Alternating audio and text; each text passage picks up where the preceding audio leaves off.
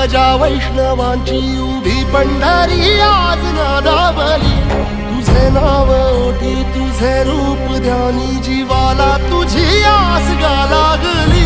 जरी बाप साऱ्या जगाचा परी तू आम्हाले कराची विठू माऊली।